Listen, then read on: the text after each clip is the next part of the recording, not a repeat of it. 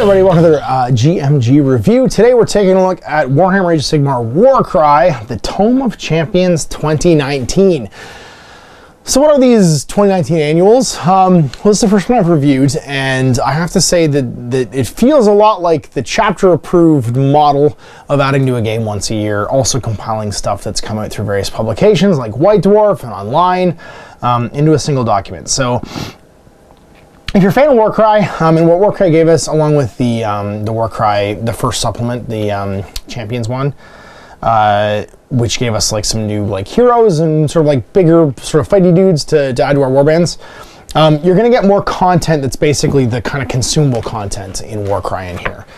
And so you get a little bit of stuff for open play, some ways of generating terrain without having to use the terrain cards, monsters melees where like monsters are, you're all playing a big monster fighting each other. And then a huge amount of narrative play. If you look at this book of like its 129 pages, which include all the fighter cards for the various non-chaos factions, you're getting a whole bunch of new quests. You're getting quest lines for pretty much every faction, including an Ossiarch Bone Reaper quest, which I thought was kind of neat. So Slaves of Darkness get one, the Bone Reapers get one, Maw Tribes get one, the Overlords get one, Disciples of Tzeentch, Skaven, the Warrior Chamber, which is just different from the Vanguard Chamber, get one. The Beasts of Chaos, the Fireslayers, the Sylvaneth, the Sacrosanct Chamber, the Blades of Khorne, the Magakin of Nurgle, the Hedonites of Slaanesh, the Seraphon, and then all you get your Spoils of Victory and stuff too. So this is kind of neat because each of them is a story-driven. I don't want to spoil them too much because again, this is all supposed to like sort of teach you a little bit about them, but this is a spoiler basically into what's coming. You're going to get rules for all this stuff, and that means that we've got new warbands on the way for all of those names. So Slaves of Darkness, we actually I think already saw the Slaves of Darkness one. There's the Varanguardi sort of like bad guys that were in the Tome of Champions. I can't remember what the name of the first supplement was. But you kind of already saw the cards for them. But the Bone Reapers, the Maw Tribes, the Caradrons, Tzeentch, Skaven, Warrior Chamber, the Beasts of Chaos, the Fireslayers, Sylvaneth, Sacrosanct, Blades of Khorne, Magakin, Hedonites, Seraphon. Those are all new cards. We haven't seen faction cards for them yet. Now, they're not in here, though. What's in here is the compiled cards that were released in the first wave. So the Vanguard Chamber, the Deepkin, Daughters of Cain, Flesh Eater Courts, Night Hunts, Iron Jaws, Gloomspite Gets, Bone Splitters, Legions of the Gas, and then your tournament roster. Then you have your challenge battles, which are just kind of like a cool way of like doing, like they're like uneven challenges, like super battles. They're not really match play. The Trial Champions, Roaming Beasts, so you get some extra beast cards for wild cave creatures, basically squigs. The Restless Dead, which is undead, so if you're doing, anytime a beast card comes up in a twist, basically, you and your opponent are allowed to replace them with those instead of replacing them with the Chaos Beasts. And then new background tables, and the background tables are basically, so I imagine what you're going to do is you get card packs for all these factions. The background tables are your ability to roll for a name and all the hero-y stuff that you want to add to your faction. And then match play.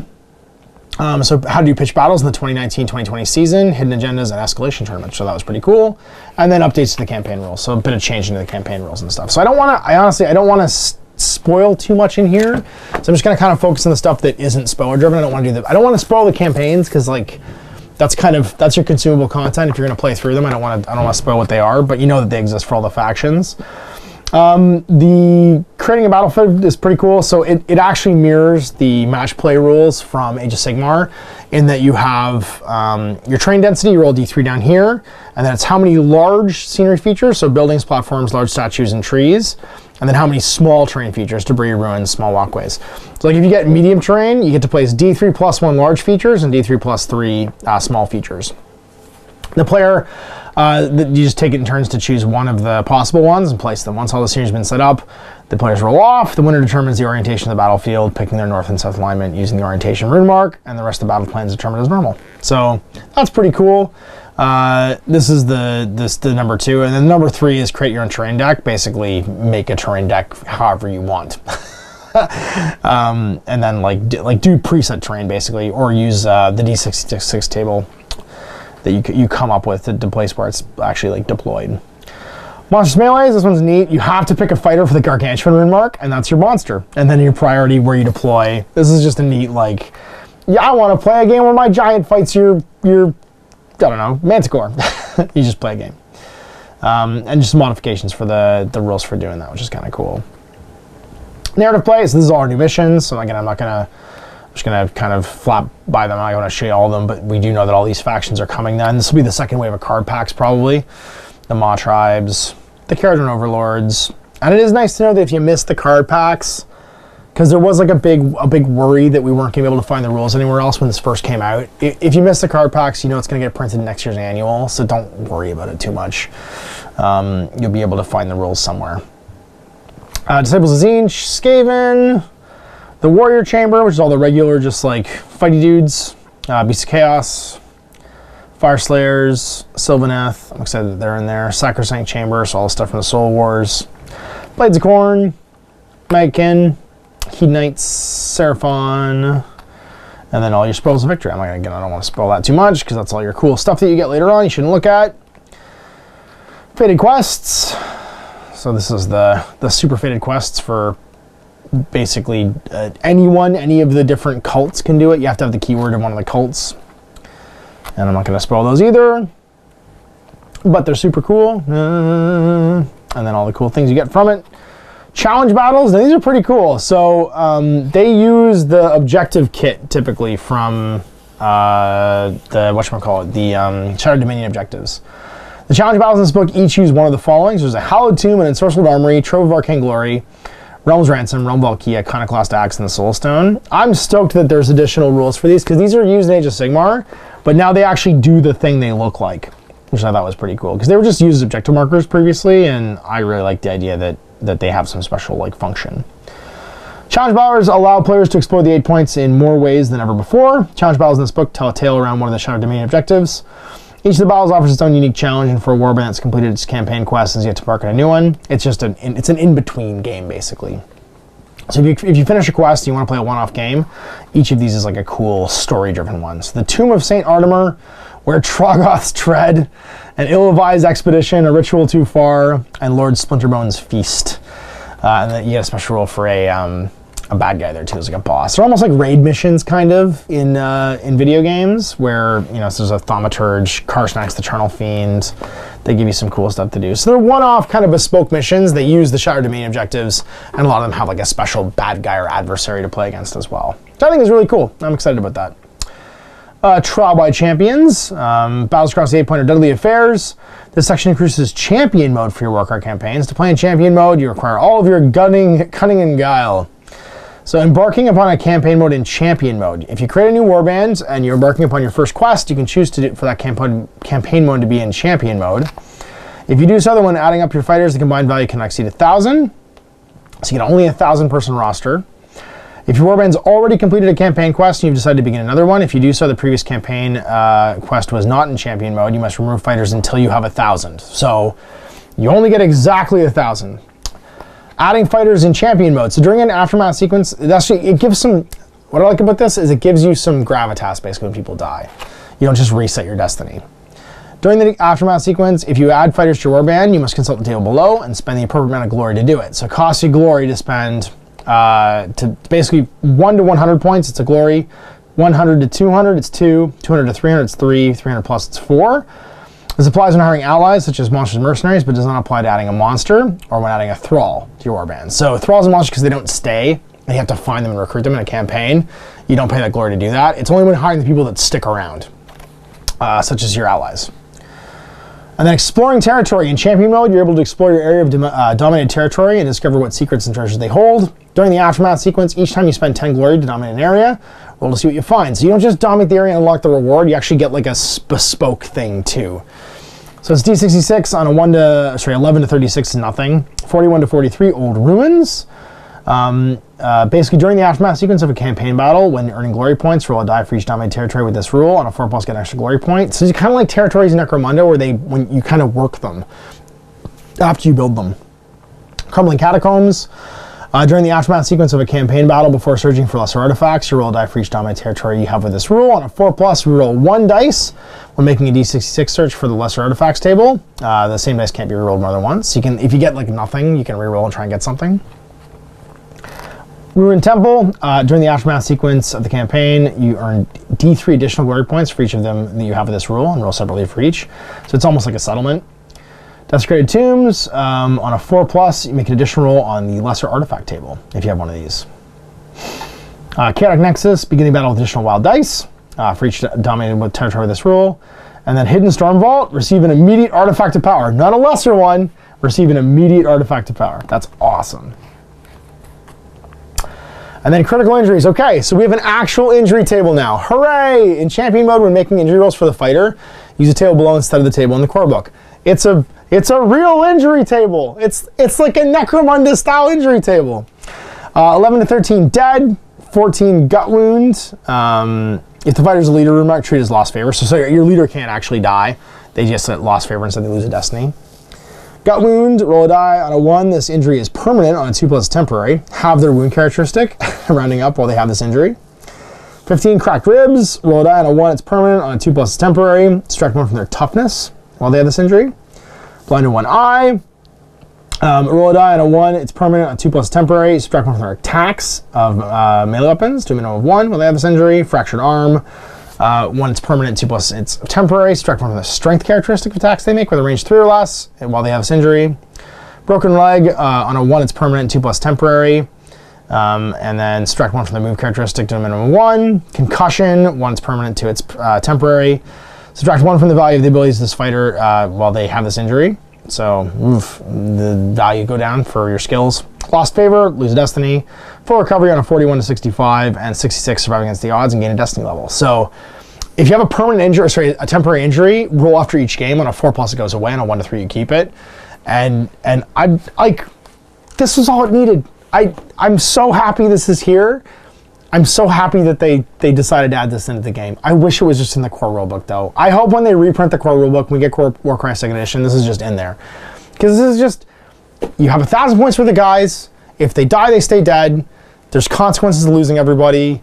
It completely changes the way you play the game in a campaign game when there's like some consequences to your actions, when it doesn't just reset destiny. The most disappointing part, I think, for Owen when we played Warcry the first time around was the fact that nothing mattered. Everybody just reset destiny and you could throw guys away. You had to be careful with them. The fact that you actually get injured now, injuries can persist and be permanent. You're stuck with those guys. There's less, you have to spend glory to recruit. It's 2 pages and it completely changes the game. Champion rewards. If a champion mode, when searching for lesser artifacts, use the lesser artifact table in this book instead of the core book. In addition to consumable and perishable, you also have instant artifacts. They're not given to the fighter to bear in battle. Instead, you resolve it immediately. So instants like happen forever, basically, and immediately. So 11 to 16, nothing but dust. Healing potion, consumable. Swiftwind dust, consumable. Silk strider webbings, perishable. Urgot gold ingot, you earn D6 glory points. Instant, so just instantly get D6 glory.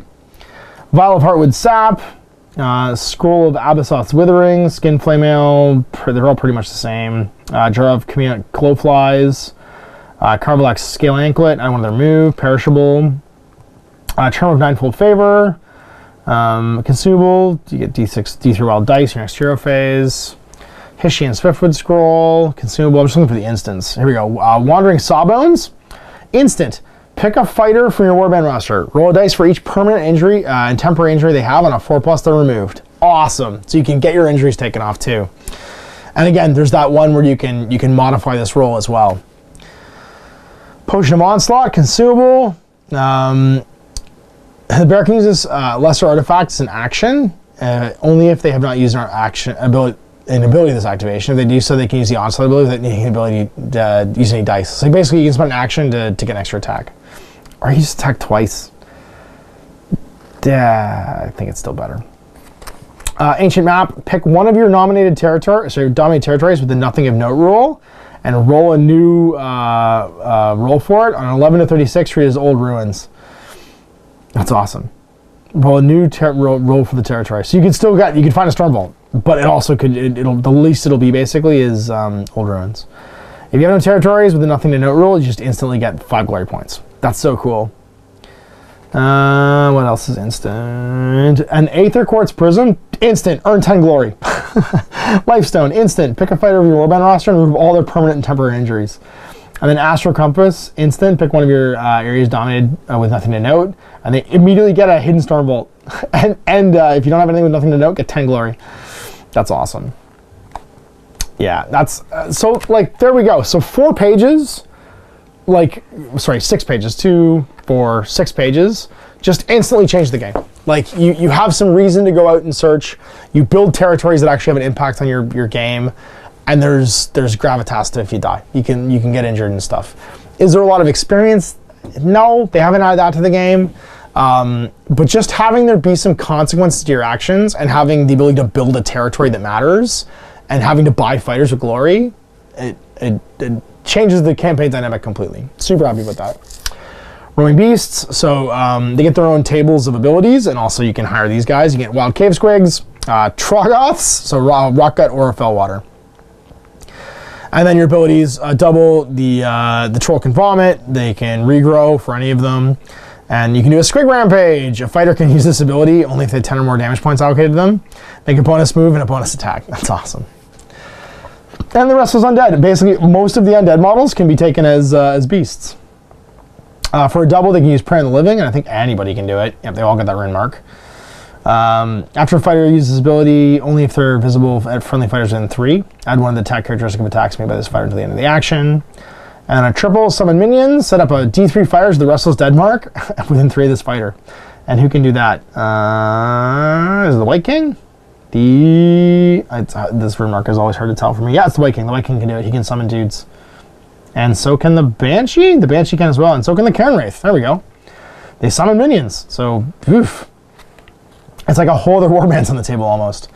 We got our background tables, the Warrior Chamber, Slaves of Darkness. It's just your names and your origin stories and stuff. The Maw Tribe. Oh, I'm going to be a Maw Tribe guy. I'm going to be Bragoth Iceblood, or Rothgar Marrowbreath, or Grout Gut Gobbler. I like it. Marg the Crusher. Tulok Harkorg. That's a terrible name.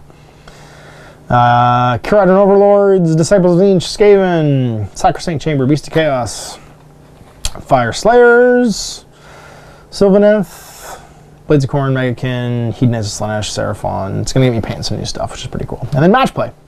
All right, so here we go. Pitch battle match play rules for 2019-2020.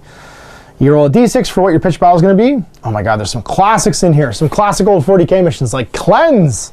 Treasure Hunters, the Relic, Cleanse, Breakthrough, Shifting Tides, and Conquer, and each one gives you a battle plan. So, victory, set up 5 treasure tokens on the battlefield. The battle ends after 4 battle rounds. When the battle ends, the player with the most fighters carrying treasure win.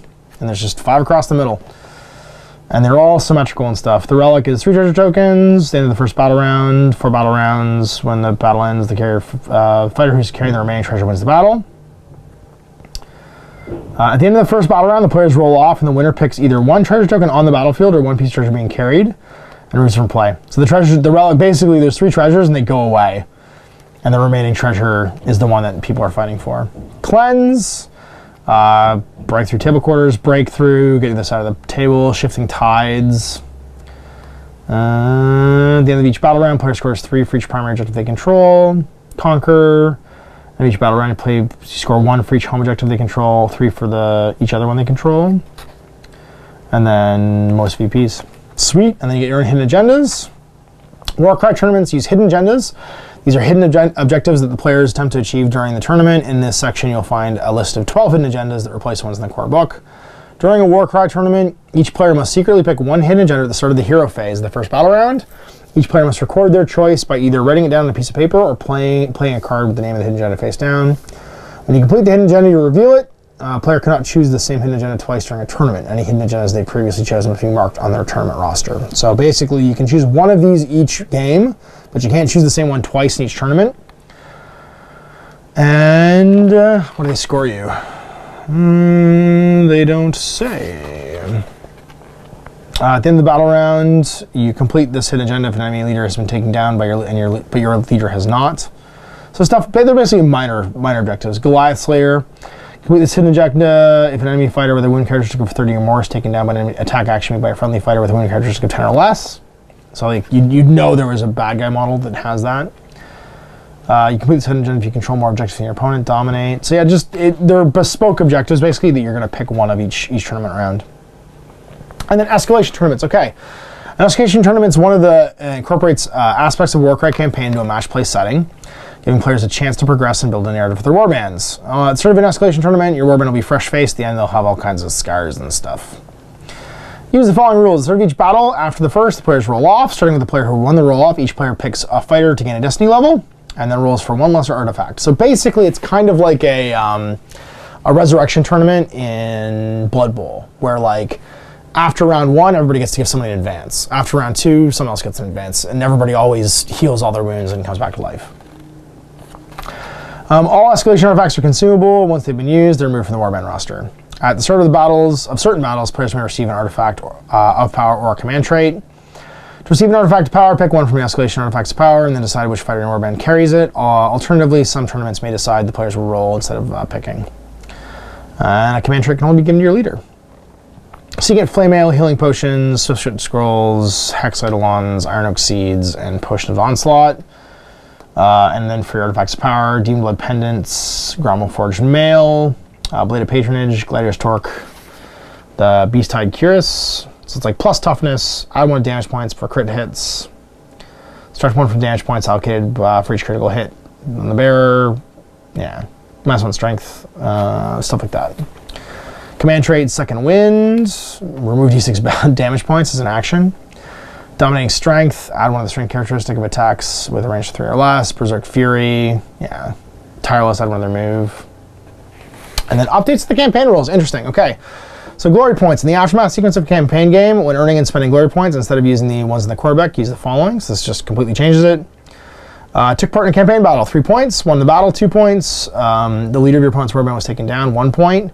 At least 1/3 of your fighters in your warband's opponent's warband were taken down, 1 point. At least 2/3, 1 point. So you get a lot more just for taking part. Just 3 points for taking part and 2 extra ones if you win. Which divides that up quite a bit, actually. Because I think it was 1 for taking part and maybe 4 for winning. And then divided it between the 2. The designer commentary says, Sam, after receiving lots of feedback from players, not to mention from all the games we played in the studio, we took a look at the way they accrue glory points. One of the design philosophies underlying Warcry is to give the warband a sense of growth and progression, but avoid a runaway leader. We found the original glory point system heavily favored the winner, and so we had taken the opportunity to rebalance it here. Good. The new table has been designed to even out how much glory the victor and loser receive, as well as give some bonus points to the underdog in a campaign battle, ensuring that players have a good time and a good number of glory points to spend. And that's just fighter cards. These are just, I didn't go look through and see if there's any changes to any of them. At a glance, I didn't notice any. Yeah, I didn't really notice any. But at least it's all reprinted here. So if you missed the cards the first time around, you can just put it into the book.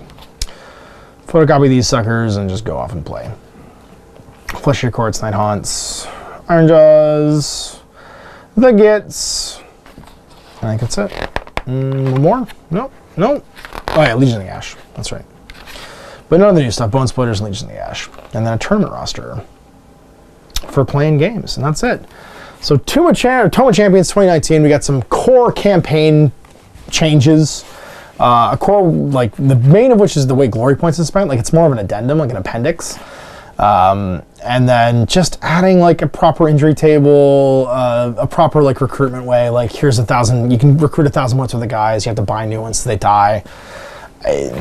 So happy with that. So I'm jazzed now to see what comes out in 2020 for Warcry, because I think Owen and I played a bunch of Warcry. We played a bunch with locals and stuff too, and just kind of felt like after we finished our first campaign, there wasn't a lot of incentive to keep playing. It was like, well, we can do this again, but I don't really care about any of these people that are my warbands. They don't have injuries, they don't have any scars, they don't have any real, I don't have any attachment to them, basically. And hopefully now, the next time we play through, I'll have a little bit more attachment and feeling for like who they are and what they did. And it'll give me a reason to maybe pick up one of those big 20-man boxes of Slaves of Darkness guys and paint them up as a new warband. I really like the bird folks, because I can have Bird Person as my leader. And I love the Unmade as well. They're just great. The miniatures are fabulous. Like it's a super fun, simple game.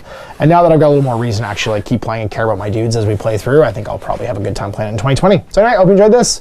Look at the Tome of Champions 2019 annual for Warcry. Until next time, I'm Ash. Have a good evening. I hope you enjoyed that video. If you want to support the channel, of course, like and subscribe and hit the little bell below so you get notifications when I post future content. I do post stuff 7 days a week. If you want to support the channel further, you can, of course, buy a t-shirt through Spreadshirts, buy a measuring gauge or objective markers from Desperate Designs, or, of course, most importantly, there is Patreon. Patreon is what makes all this possible, keeps the lights on, pays for the studio costs, pays for the equipment, model costs, and everything else, and most importantly, puts food in my kids' bellies and a roof over their heads. Big thanks to everyone, past, future, who supported me. I do this stuff because of you guys, and of course, I will continue doing it as long as I can.